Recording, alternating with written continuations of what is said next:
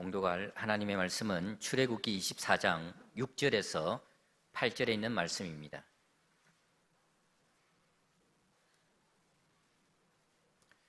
하나님의 말씀입니다. 모세가 피를 가지고 반은 여러 양푼에 담고 반은 제단에 뿌리고 언약서를 가져다가 백성에게 낭독하여 듣게 하니 그들이 이르되 여호와의 모든 말씀을 우리가 준행하리이다. 모세가 그 피를 가지고 백성에게 뿌리며 이르되 이는 여호와께서 이 모든 말씀에 대하여 너희와 세우신 언약의 피니라. 아멘. 할렐루야. 모든 성경은 예수님이 어떤 분이신지를 우리에게 보여줄 목적으로 기록되었습니다. 예수님께서 친히 모든 성경의 기록 목적을 이렇게 말씀하시는데요. 요한복음 5장 46절에 모세를 믿었더라면 또 나를 믿었으리니 이는 그가 내게 대하여 기록하였음이라 하셨습니다. 또 요한복음 5장 39절에도 너희가 성경에서 영생을 얻는 줄 생각하고 성경을 연구하거니와 이 성경이 곧 내게 대하여 증언하는 것이니라 라고 분명히 말씀하셨습니다. 신구약 성경 66권이 다 우리에게 예수 그리스도가 어떤 분이신지를 보여주고 있는 것입니다. 출애굽기도 마찬가지입니다. 이번 주간 우리 성도들이 함께 읽었던 출애굽기에서 나오는 내용도 역시 우리에게 예수님의 모습을 보여주는 것입니다. 우리는 성경을 읽을 때에 이 성경이 가지고 있는 기본적인 성경의 주제, 성경의 목적에 주의하면서 성경을 살피고 또 읽어야 하는 것입니다. 그래서 성경 본문에서 예수님을 발견하려고 노력해야 하는 것입니다.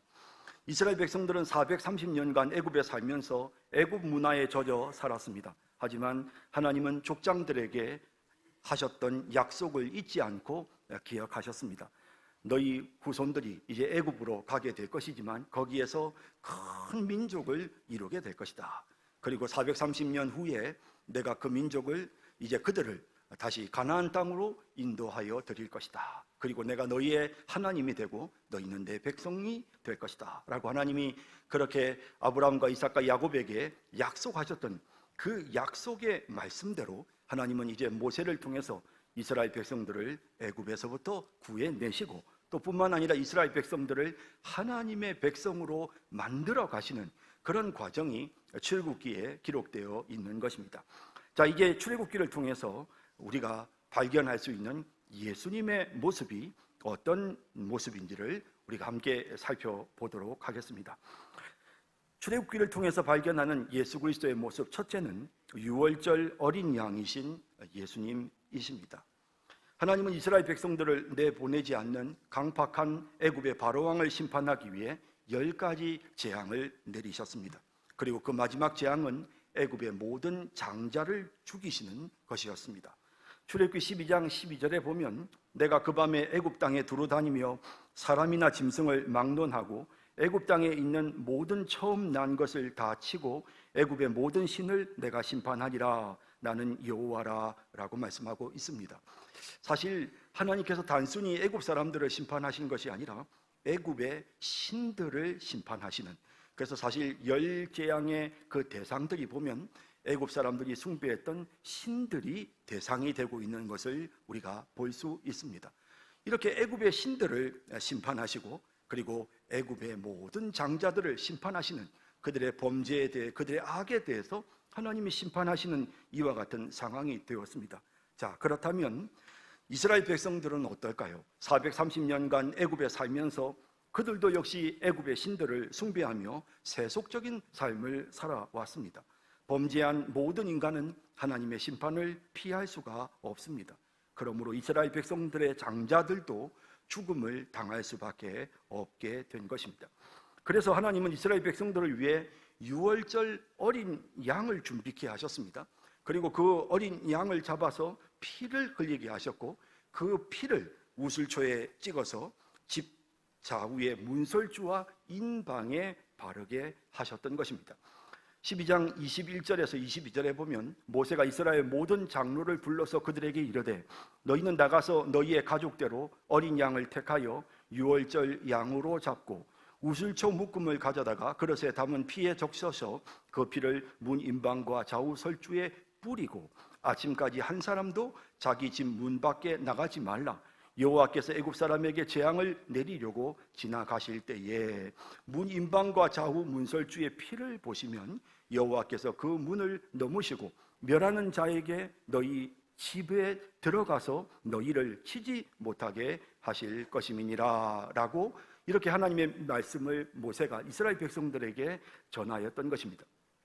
어린 양이 피를 흘리는, 어린 양이 죽어서 피를 흘림으로써 그 가정의 장자가 죽지 않고 구원을 받게 되는 이 사건, 바로 이 유월절에 죽은 이 어린 양의 모습을 통해서 하나님은 장차 우리의 죄를 대신해서 십자가에 못 박혀 죽어주시고 우리 죄를 대신하심으로 인하여 이제 그 예수님의 피로 인해서 하나님의 심판을 면하게 되어지는 이와 같은 우리 주님의 십자가의 죽으심을 우리에게 예표하는 것입니다. 그러므로 예수님이 출애굽기에서는 유월절 어린 양의 모습으로 발견되는 것입니다. 사도 바울도 고린도전서 5장 7절에 예수님을 유월절 양이다라고 이렇게 표현하는데요. 우리의 유월절 양 곧 그리스도께서 희생되셨느니라 라고 표현하고 있는 것입니다. 세례 요한도 마찬가지로 예수님을 세상 죄를 지고 가는 하나님의 어린 양이라고 말합니다. 성경 요한복음 1장 19절에 이튿날 요한이 예수께서 자기에게 나오심을 보고 이르되 보라 세상 죄를 지고 가는 하나님의 어린 양이로다 라고 말하고 있는 것을 봅니다. 여러분, 우리 주님께서 우리를 위해서 속죄의 죽음을 죽으셨고요, 우리 대신 피를 흘리셨습니다. 피는 생명을 내놓는 죽음을 상징하는 것입니다. 어린 양이 자신의 생명을 내어놓음으로써 우리의 죄를 씻게 된 것입니다. 레위기 17장 11절에 생명이 피에 있으므로 피가 죄를 속하느니라 라고 말씀하고 있습니다. 예수님이 자신의 생명을 내어주시고 우리 대신 죽으셨으므로 우리의 죄가 용서되는 것입니다. 출애굽기 12장 13절처럼 유월절에 내가 피를 볼 때에 너희를 넘어가리니 재앙이 너희에게 내려 멸하지 아니하리라 하신 이 말씀 그대로 되었던 것입니다. 이 말씀처럼 이렇게 그 모든 상황이 정말 그 어린 양의 피, 죄 없는 어린 양의 희생이 이제 있을 때에 그것을 보시고 하나님의 모든 심판이 넘어가는 이와 같은 은혜, 이것이 바로 하나님께서 이스라엘 백성들에게 유월절에 행하게끔 하셨던 예식이었고, 그뿐만 아니라 이것이 우리에게 상징하는 것은 예수님이 우리를 위해서 희생의 죽음을 죽으실 것을 우리 대신 죽어주심으로 하나님께서 우리를 향한 하나님의 심판을 그냥 면해 주시는 이런 사실을 우리에게 그대로 예표해 주고 있는 것입니다. 그런데 여러분, 이스라엘 백성들은 사실 이와 같은 하나님의 말씀을 만일에 믿지 않는다면 양의 피를 그들이 문설주와 임방에 바를 수 없었을 것입니다.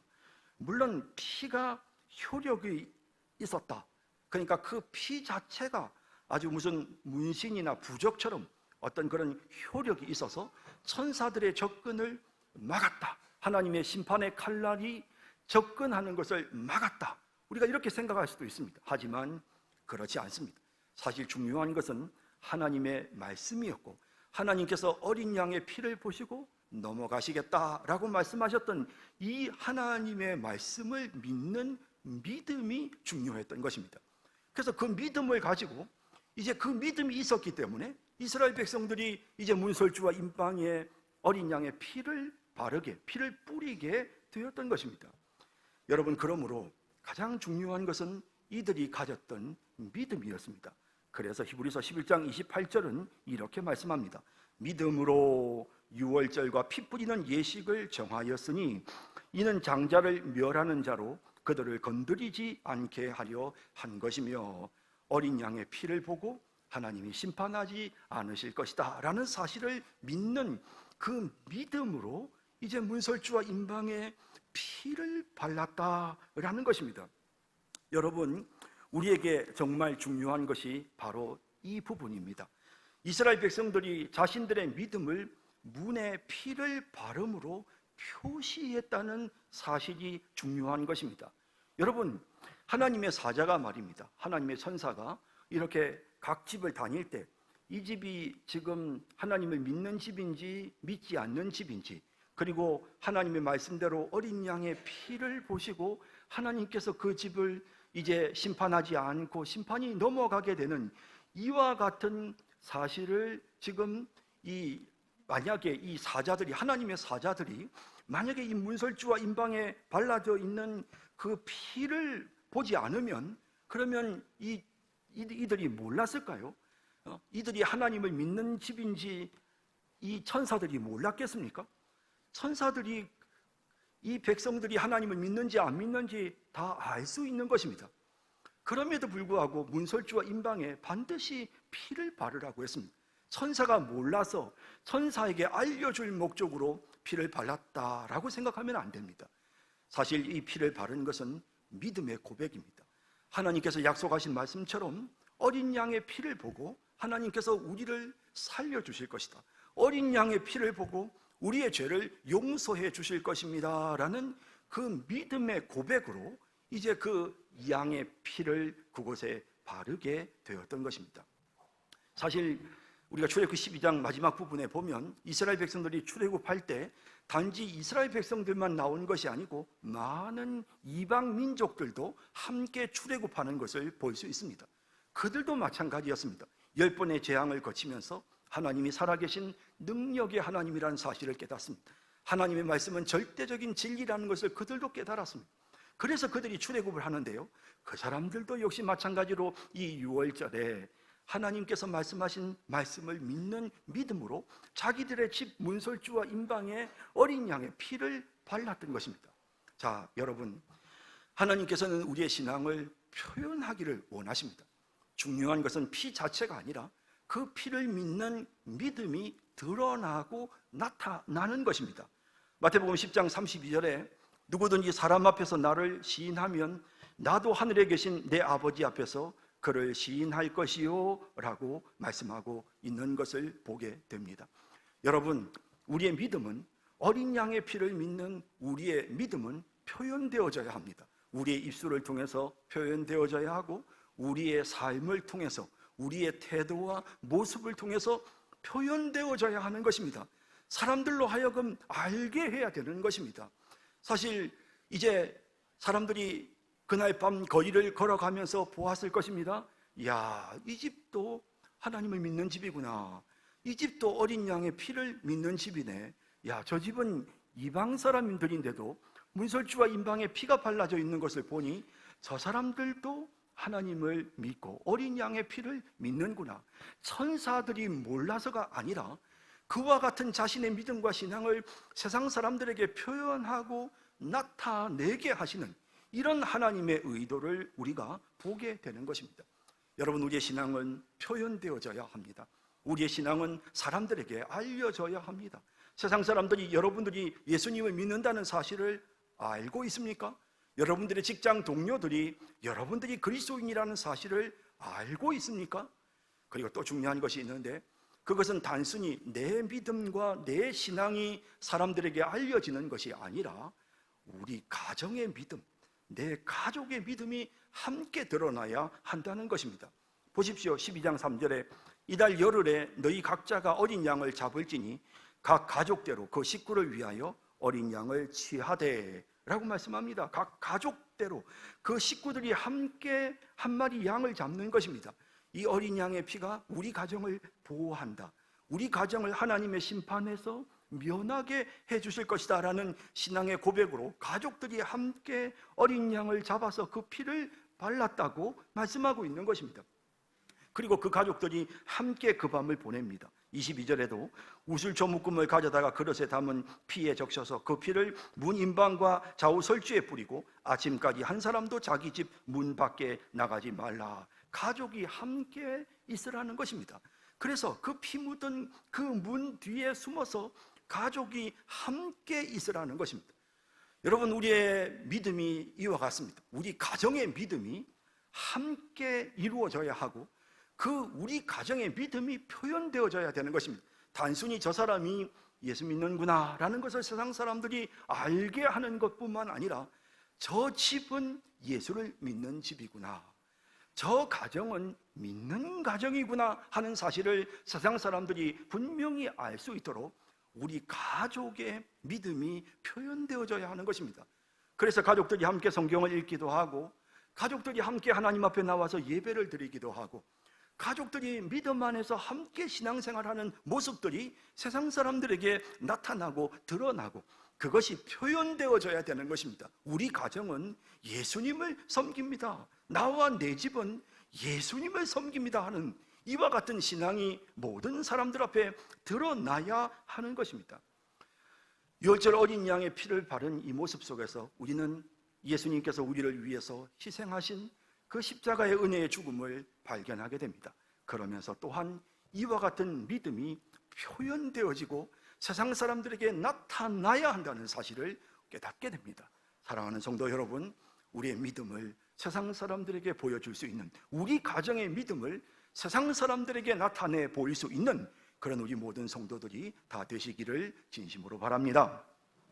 출애굽기를 통해서 발견하는 예수 그리스도, 두 번째는 새 언약의 중보자이신 예수님입니다. 하나님은 이스라엘 백성들을 애굽에서부터 건져내셨고요, 그리고 시내산으로 인도하십니다. 자, 시내산에 도착하자 하나님은 이스라엘 백성들에게 하나님의 언약의 말씀을 주십니다. 율법의 말씀을 하나님께서 그 백성들에게 주십니다. 이 백성들이 하나님의 백성이 되기 위해서는 하나님께서 아브라함과 이삭과 야곱에게 약속하신 것처럼 내가 너와 너의 후손이 나의 백성이 될 것이다, 나는 너의 하나님이 되고 그들은 너희는 내 백성이 되리라 라고 말씀하셨던 그와 같은 하나님의 약속의 말씀이 성취되기 위해서는 이들이 하나님의 백성이 되려면 하나님 나라의 법을 배워야 하는 것입니다. 하나님 나라의 법을 알고 그 법에 순종해야 하나님 나라의 백성이 될 수가 있는 것입니다. 그래서 하나님께서 이스라엘 백성들에게 언약의 말씀을 선포하십니다.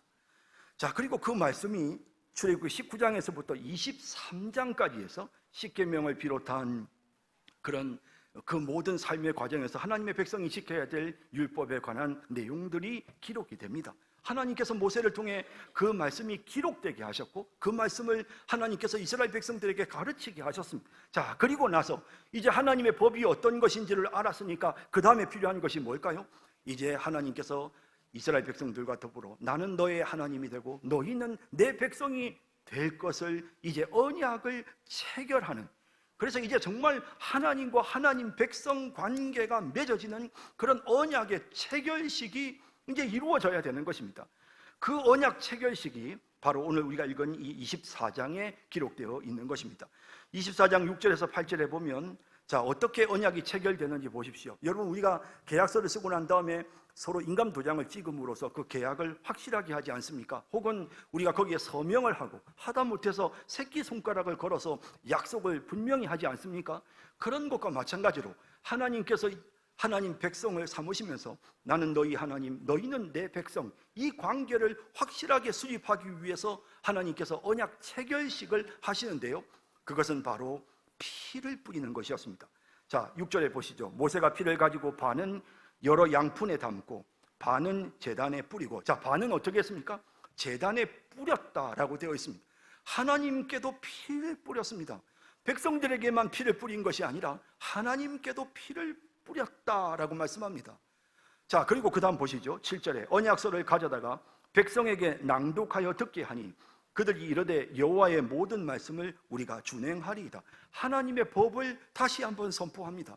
자, 너희가 하나님 백성이 되려면 이 법 지켜야 된다라고 하면서 하나님의 법을 선포하니까 이스라엘 백성들이 예, 그 말씀대로 준행하겠습니다라고 말합니다. 아, 그래?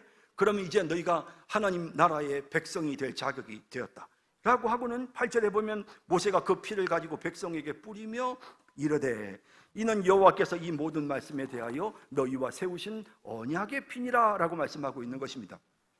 피를 하나님의 제단에도 뿌리고 그리고 피를 이스라엘 백성들에게도 뿌렸습니다. 이 언약을 체결하면서 이 피를 뿌렸다는 것은 만약에 하나님께서 이 백성의 하나님으로서의 책임을 다하지 않으면 하나님께서 스스로 생명을 버리겠다는 뜻이고, 또 이스라엘 백성들의 입장에서는 우리가 만일에 하나님의 백성답게 살지 못하고 하나님의 백성의 의무를 다하지 못한다면 우리가 죽겠습니다, 우리 생명 내놓겠습니다 라는 뜻으로 이제 피를 양쪽에 뿌리는, 피로서 이와 같이 언약을 체결하는 그런 모습을 보게 되는 것입니다.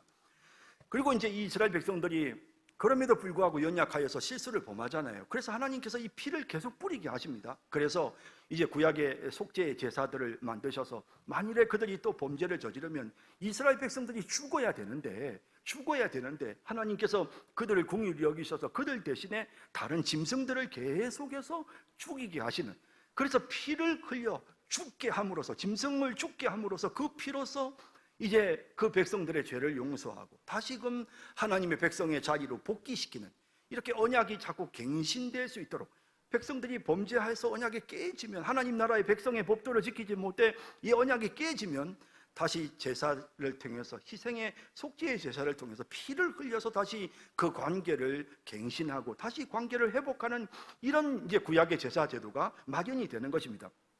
그래서 히브리서 9장 21절 22절에 보면 또한 이같이 피를 장막과 섬기는 일에 쓰는 모든 그릇에 뿌렸느니라. 율법을 따라 거의 모든 물건이 피로서 정결하게 되나니 피 흘림이 없은즉 사함이 없느니라 라고 분명하게 말씀하고 있는 것입니다. 피를 흘림으로써 이제 정결하게 되어지고 하나님과의 관계가 회복될 수가 있었던 것입니다. 하지만 이 언약은 완전하지 못했습니다. 하나님께서 이와 같은 언약을 이스라엘 백성들에게 맺으셨고 그들이 하나님의 법을 지키지 못하면 회복할 수 있는 방법도 하나님께서 마련해 주셨지만, 문제는 이 이스라엘 백성들이 근본적으로 이 언약 관계를 유지할 마음이 없었습니다. 그러니까 하나님을 하나님으로, 우리의 하나님으로 섬기기보다는 금송아지를 자신들의 하나님으로 섬기려고 했고 바알과 아세라를 자신들의 하나님으로 섬기려고 하니 이 언약 관계가 유지될 수가 없었습니다. 결국에는 그 언약 관계는 깨지고 말았던 것입니다. 자, 그래서 하나님은 이 깨져 버린 이 언약 관계, 오늘 우리가 읽었던 이 출애굽기 24장에 나오는 이 시내산 언약은, 이 옛 언약은 결국 깨지고 말았습니다. 그래서 이제 우리 하나님께서 새로운 언약, 깨지지 않는 완전한 언약을 이제 만드시는데요, 새 언약을 만드시는데요, 히브리서 8장이 이 부분에 대해서 자세히 설명하고 있습니다. 7절에 보면 저 첫 언약이 무음하였더라면, 24장에 나왔던 이 시내산 언약이 만약에 흠이 없었다면 둘째 것을 요구할 일이 없었으려니와 그들의 잘못을 지적하여 말씀하시되 주께서 이르시되 볼지어다 날이 이르리니 내가 이스라엘 집과 유다 집과 더불어 새 언약을 맺으리라 라고 말씀하시는 것입니다. 이 첫 번째 언약이 깨졌기 때문에 이제 새로운 언약을 이제 맺으시겠다는 거예요. 그래서 하나님과 하나님의 백성과의 이 관계가, 이 결속이, 이 계약이 어떤 경우에도 깨지지 않는 이러한 새로운 언약을 맺으시겠다고 하는데요, 그 언약은 9절에 보면 또 주께서 이르시기를 이 언약은 내가 그들의 열조의 손을 잡고 애굽 땅에서 인도하여 내던 날에 그들과 맺은 언약과 같지 아니하도다. 그들은 내 언약 안에 머물러 있지 아니하므로 내가 그들을 돌보지 아니하였노라. 결국 옛 언약은 시내산에서 모세를 통해서 이스라엘 백성들에게 피를 뿌렸던 이와 같은 언약은 깨지고 말았습니다. 그들이 언약 안에 머물지 않았기 때문에 하나님도 그들을 돌보지 않으셨습니다. 하나님과 하나님 백성과의 관계는 깨지고 말았습니다. 이 옛 언약과는 다른, 이제는 완전하고 확실한 새로운 언약을 맺으신다는 것입니다. 10절에 또 주께서 이르시되 그날 후에 내가 이스라엘 집과 맺을 언약은 이것이니 내 법을 그들의 생각에 두고 그들의 마음에 이것을 기록하리라. 나는 그들에게 하나님이 되고 그들은 내게 백성이 되리라. 새로운 방법으로 하나님께서 이제 우리의 하나님이 되어주시고 이제 우리는 하나님의 백성이 될 수 있도록 하는 새로운 언약을 체결하시는데요, 이 새로운 언약이 바로 예수 그리스도를 통해서 이루어지게 되는 것입니다. 그래서 히브리서 9장 15절에 이로 말미암아 그는 새 언약의 중보자시니 이는 첫 언약 때에 범한 죄에서 속량하려고 주구사 부르심을 입은 자로 하여금 영원한 기업의 약속을 얻게 하려 하심이라. 새 언약의 중보자가 되셨어요, 예수님이. 그래서 첫 언약, 옛 언약 때 이 백성들이 그 언약을 파기시킨 그 모든 것들을 이제는 다 씻어버리시고, 그리고 이제 주님이 죽으심으로 말미암아 이제 그 새로운 언약 관계를 맺을 수 있도록 예수님이 새로운 언약의 중보자가 되시는 것입니다. 그래서 예수님이 이제 새롭게 언약을 체결하시는데요. 자, 이제는 이 출애굽기 24장에 나오는 이 피를 가지고 양쪽에 뿌리는 이와 같은 피가 아니라 더 좋고 더 온전한 피를 뿌리는데요. 그것이 바로 예수님의 피인 것입니다. 인간을 대신하여 예수님이 피를 흘리시고 신성을 가지신 하나님이신 예수 그리스도께서 우리 하나님께서 피를 흘리시는 십자가의 피를 흘리심으로써 하나님과 우리 사이에 언약이 체결이 되는, 모세가 짐승을 죽여서 피를 양쪽으로 뿌리는 것과 같이 예수님이 십자가에서 피 흘려 죽으심으로써 하나님이 죽으시고 인간이 죽는 이와 같은 일들이 십자가에서 일어남으로 그 순간에 새로운 언약이 체결되는 것입니다. 그래서 예수님은 마태복음 26장 28절에 이것은 죄사함을 얻게 하려고 많은 사람을 위하여 흘리는 바 나의 피 곧 언약의 피니라 라고 말씀하십니다. 또 마가복음 14장 24절에도 이르시되 이것은 많은 사람을 위하여 흘리는 나의 피 곧 언약의 피니라 라고 말씀하고 있는 것입니다. 예수님이 흘리신 피가 바로 언약의 피인 것입니다. 하나님과 하나님의 백성을 서로 맺어지게 만들 때에 뿌렸던 그 피, 그 언약의 피가 이제는 옛 언약에서는 짐승의 피를 뿌렸지만 이제 신약에서 예수님께서 거룩하신 죄 없으신 예수님이 자신의 피를 뿌려서 우리로 하여금 하나님의 완전한 백성이 되게 하시는, 어떤 경우에도 하나님의 백성으로서의 이 관계가 깨지는 일이 없도록 우리를 완전히 하나님의 백성 되게끔 만들어시는 이런 은혜로운 역사가 예수님이 십자가에서 피 흘려서 그 피를 가지고 이제 언약을 체결하신 것입니다. 그래서 예수님은 단번에 이와 같은 일을 이루시는데요. 히브리서 10장 9절 10절에 그 첫째 것을 폐하시면 이제 첫 번째 시내산 언약은 폐지가 되었고 둘째 것을 세우려 하심이라. 이 뜻을 따라 예수 그리스도의 몸을 단번에 들이심으로 말미암아 우리가 거룩함을 얻었노라 라고 말씀합니다. 이렇게 예수 그리스도께서 단번에 한 번의 피 흘리심으로써 우리가 완전히 하나님의 백성이 된 것입니다. 하지만 우리의 마음속에 의문이 생깁니다. 뭐냐면 이 언약을 체결하는 과정에서 중요한 게 뭐냐면 언약의 말씀을 선포하고 그리고 그 하나님의 법을 백성들이 준행하겠습니다 라고 해서 하나님과 하나님 백성이 서로 관계가 맺어졌단 말이에요. 그런데 하나님의 말씀대로 준행하겠습니다 라고 했는데 또 정말 예수님이 피를 뿌려 흘리셨지만 그럴지라도 우리가 계속해서 범죄하고 하나님의 법을 잊어버리면 이 관계가 또다시 깨질 수밖에 없는 이런 문제가 생기잖아요. 그래서 이제 예수님은 자신의 피를 우리에게 주셨을 뿐만 아니라 자신의 영이신 성령을 우리에게 보내신 것입니다. 그 성령께서 우리 안에 들어오셔서 하신 일이 뭐냐면 하나님의 법을, 하나님의 율법을 우리의 마음에 새기시는 것입니다.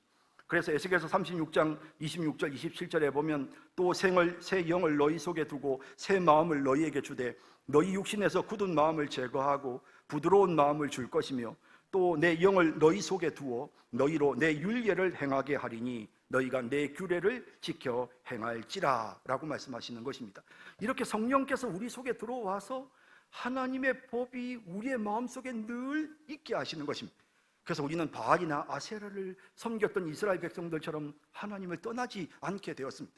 성령께서 우리의 마음을 꼭 붙잡고 하나님을 믿고 의지할 수 있도록, 그리고 하나님이 원하시는 삶이 무엇인지를 늘 기억하면서 그 법을 기억하면서 살도록 그렇게 성령이 우리 속에 역사하시는 거죠. 그래서 이 새 언약은 완전한 것입니다. 예수님의 피로서 하나님과 하나님 자녀, 하나님 백성 되는 관계가 맺어졌을 뿐만 아니라 또한 우리가 하나님의 법을 잊지 않도록 예수님의 영이신 성령이 우리 안에 들어오셔서 계속해서 하나님의 법이 우리의 마음속에 생각나도록 새겨지도록 해주셨기에, 그러므로 예수님은 완전한 언약의 중보자로서 우리를 하나님의 백성으로 만드신 것입니다. 그러므로 우리는 이 출애굽기를 통해서 첫 언약에서 이 언약이 이루어지는 이 모습을 보면서 거기에서 이 불완전한 언약 대신 정말 완전한 언약을 체결하시는 예수 그리스도의 모습을 발견할 수 있는 것입니다. 자, 그러면 이렇게 예수님의 언약의 피로서 우리가 하나님의 백성이 되고 하나님의 자녀가 되었으니 이제 우리가 해야 될 일은 무엇입니까? 오늘 본문에 보면 이 이스라엘 백성들이 이렇게 하나님과 언약을 체결한 직후에 어떤 일이 일어나는지 본문에 기록되어 있는데요, 24장 9절에서 11절까지 말씀 보겠습니다. 모세와 아론과 나답과 아비후와 이스라엘 장로 70인이 올라가서 이스라엘의 하나님을 보니 그의 발 아래에는 총옥을 편 듯하고 하늘같이 청명하더라. 하나님이 이스라엘 자손들의 존귀한 자들에게 손을 대지 아니하셨고 그들은 하나님을 뵙고 먹고 마셨더라 라고 합니다. 이스라엘을 대표하는 이스라엘의 지도자 70명이요 산 위로 올라가서요, 그리고 청옥을 편 것 같은 하늘같이 청명한 곳으로 나아갑니다. 하나님이 계신 곳입니다. 다시 말해서 이들이 하나님을 만난 것입니다. 하나님을 보면 다 죽습니다. 그런데 하나님께서 이때에는 이들을 죽이지 않으셨습니다.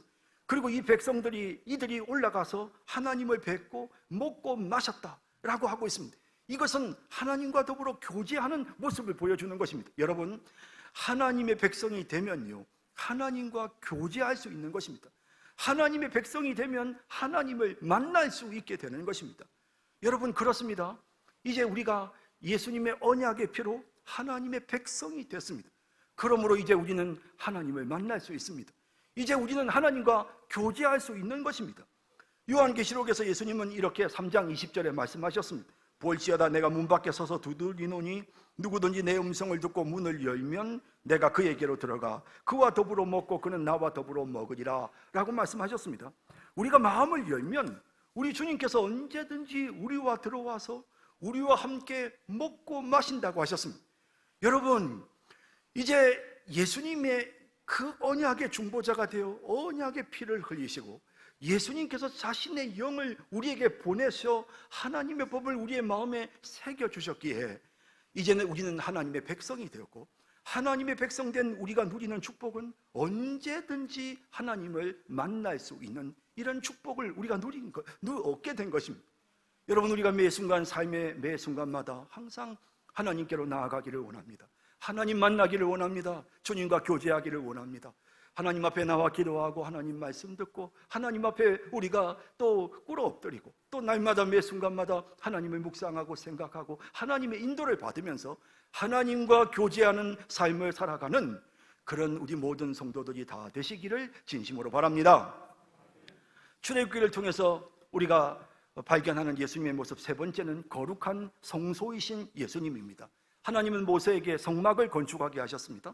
25장 8절 9절에 내가 그들 중에 거할 성소를 그들이 나를 위하여 짓되 무릇 내가 내게 보이는 모양대로 장막을 짓고 기구들도 그 모양을 따라 지을지니라 라고 말씀하셨습니다.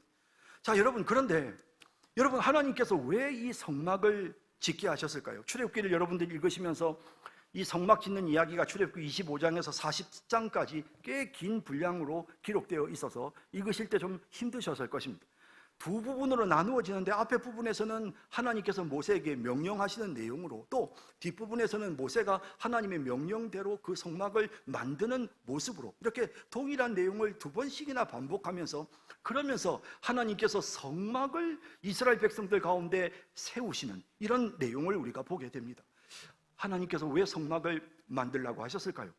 하나님께 살 집이 없어서, 마땅히 하나님이 거하실 만한 집이 없으셔서 집이 필요해서 하나님께서 성막을 만들라고 하셨겠습니까? 스데반은 이렇게 말합니다.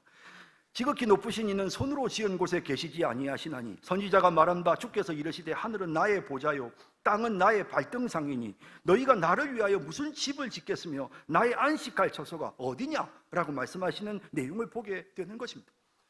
여러분, 하나님은 구약시대에는 이 모세시대에는 이 성막을 짓게 하셨고요, 그리고 또 뿐만 아니라 이제 정착하고 난 다음에는 하나님이 솔로몬에게 성전을 건축하라고 하셨습니다. 그럼 왜 이 성막, 이 성전, 하나님이 집이 없으신 것도 아닌데 왜 이걸 만들라고 하셨을까요? 여러분, 성막은, 성전은 말입니다, 하나님께서 자기 백성과 함께 하심을 보여주는 하나님의 표징이었습니다. 여러분 생각해 보세요. 자, 하나님께서 나의 하나님이 되시고 또 나는 하나님의 백성이라는 증거가 뭡니까? 그것은 하나님이 나와 함께 해주시는 것입니다. 늘 하나님이 나와 함께 하시는 것입니다. 자, 이와 같이 마찬가지로 하나님께서 이제 내가 너희들의 하나님이 되고 너희는 내 백성이다. 그 증거가 뭐냐? 성막을 만들게 하시고 하나님이 거기에 임재하셨습니다. 구름기둥과 불기둥이 거기에 있었습니다. 이스라엘 백성들은 성막을 보면서 하나님이 우리와 함께 하시는구나, 하나님이 지금 우리와 함께 계시는구나 하는 사실을 분명하게 깨달았던 것입니다. 자, 그런데 여러분, 이 성막은 바로 예수님 자신을 상징하는 것입니다.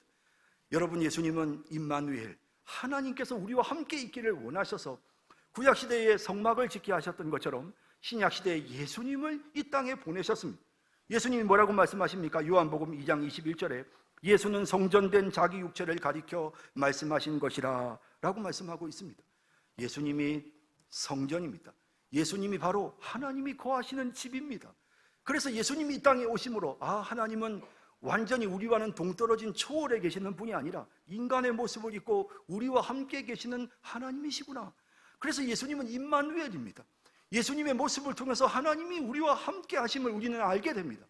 그런데 그렇다면 예수님께서 그러면 함께 계셨다가 부활하고 승천하셨으니까 이제는 그러면 예수님 우리와 함께 안 계시네, 이제 하나님 우리와 함께 계시지 않네 라는 생각이 들잖아요. 그런데 예수님께서 우리에게 성령을 보내주신 것입니다. 자신의 영이신 성령을 우리에게 보내주신 것입니다. 그러므로 예수님이 지금 우리 안에 들어와 계시는 것입니다. 다시 말하자면 구약시대의 성막이, 구약시대의 성전이 우리 안으로 들어와 있는 것입니다. 그래서 여러분, 이렇게 고린도전서 3장 16절을 말씀합니다. 너희는 너희가 하나님의 성전인 것과 하나님의 성령이 너희 안에 계시는 것을 알지 못하느냐 라고 말씀하고요. 6장 19절에도 너희 몸은 너희가 하나님께로부터 받은 바 너희 가운데 계신 성령의 전이다. 또 6장 16절에도 우리는 살아계신 하나님의 성전이다. 이와 같이 하나님께서 이르시되 내가 그들 가운데 거하며 두루 행하여 나는 그들의 하나님이 되고 그들은 나의 백성이 되리라. 여러분, 신약시대에 이제 하나님께서 나는 너희 하나님이고 너희는 내 백성이다. 그 증거가 뭐냐? 하나님이 임마누엘, 우리와 함께 하시는 것입니다. 모세시대에는 하나님께서 성막을 통해서 이스라엘 백성들과 함께 해주셨습니다. 하나님이 함께 하시는 하나님이심을 그들에게 보여주셨습니다. 이제 신약시대, 오늘 우리 시대는 어떻습니까? 예수님이 이 땅에 오심으로 하나님이 우리와 함께 하신다는 사실을 알았습니다. 그리고 예수님의 영이 지금 우리 안에 거하심으로 이제 우리는 예수님이 나와 함께 하시는구나, 하나님이 나와 함께 하시는구나 하는 사실을 깨닫게 되는 것입니다. 여러분 생각해 보십시오. 이스라엘 백성들이 광야에서 40년 동안 사는 동안 그들은 외로운 밤을 지내야 했고 밤마다 짐승 소리를 들어야 했습니다. 그들은 춥고 때로는 아침에 낮에 태양으로 고통을 당해야 했습니다. 그럴 때마다 구름 기둥과 불 기둥으로 하나님이 그 백성을 보호해 주셨고 그 구름 기둥과 불 기둥은 항상 성막 가운데 있었습니다. 이스라엘 백성들이 진을 치고 누워 있을 때도 맨 가운데는 성막이 있었습니다. 그래서 이스라엘 백성들은 그 성막을 보면서 느낍니다. 하나님 우리와 함께 계시는구나. 얼마나 그들에게 큰 위로가 되었겠습니까? 자, 그렇다면 여러분, 이제 예수님께서 이 땅에 우리의 성전이 되셔서 성막이 되셔서 이 땅에 오셨습니다. 뿐만 아니라 예수의 영이신 성령이 우리 안에 들어오셔서 하나님의 성전이, 하나님의 성막이 우리 안에 통째로 들어왔습니다. 그렇다면 여러분, 우리는 어떨까요? 하나님이 나와 함께 계시는 것입니다. 우리 주님이 지금 나와 함께 계시는 것입니다. 그런데 무엇이 두렵겠습니까? 성도 여러분, 우리가 이 말씀을 이렇게 적용합니다. 구약시대 성막이 이스라엘 백성들에게 하나님이 함께 하심을 보여주고 위로가 되었던 것처럼 이제 신약시대에 예수님이 보내신 성령께서 우리 안에 계시고 우리는 늘 하나님과 함께 하는 것입니다. 그러므로 이사야 41장 10절에 두려워하지 말라, 내가 너와 함께 함이라. 이사야 43장 2절에 내가 물 가운데로 지날 때에 내가 너와 함께 할 것이라. 강을 건널 때 물이 너를 침몰하지 못할 것이며 내가 불 가운데로 지날 때에 타지도 아니할 것이요 불꽃이 너를 사르지도 못하리니 라고 말씀하시는 것입니다. 여러분, 하나님이 우리와 함께 계세요. 여러분, 하나님이 우리와 함께 계세요. 여러분, 이스라엘 백성들이 광야 생활하면서 성막을 바라보고 의지했는데요, 그들과는 비교도 안 되게 성막이 통째로 우리 안에 들어왔어요. 우리 주님이 지금 우리 속에 계세요. 그러니 여러분, 우리가 무엇을 두려워한단 말입니까? 여러분, 하나님을 의지하세요. 하나님이 여러분들과 함께 하시고 여러분들을 지키시고 여러분들을 도와주십니다. 하나님이 함께 하심을 믿고 담대하게, 어떤 경우에도 흔들리지 말고 담대하게 나아가는 그런 우리 모든 성도님들이 다 되시기를 주님의 이름으로 축복합니다. 기도하겠습니다. 자비로우신 하나님, 은혜를 감사드립니다. 6월절 어린 양의 모습으로 발견되신 예수님, 이제 그 예수님이 우리를 위하여 피 흘리심으로 인하여 우리는 이제 하나님의 심판을 피하게 되었습니다. 구원을 얻게 되었습니다. 오 주님, 오늘 본문을 통해서 배운 대로 우리의 믿음을 세상 사람들에게 나타내게 해 주옵소서. 주님, 피를 믿는, 보혈을 믿는 우리의 믿음이 세상 사람들에게 드러나게 하여 주옵소서. 오 주님, 간절히 기도합니다. 언약의 피를 통해서 하나님은 우리를 하나님 백성으로 만드셨습니다. 하나님, 이제 마음껏 하나님과 교제하기를 원합니다. 날마다 하나님 의지하고 하나님 생각하고 하나님과 먹고 마시면서 교제하는 우리 성도들이 되게 해 주옵소서. 이제 성막을 통해서 예수님께서 우리와 함께 하신다는 사실을 분명히 깨닫게 해 주셨습니다. 이제 예수의 영이신 성령이 우리와 함께 계신 성막이 통째로 우리 안에 들어왔습니다.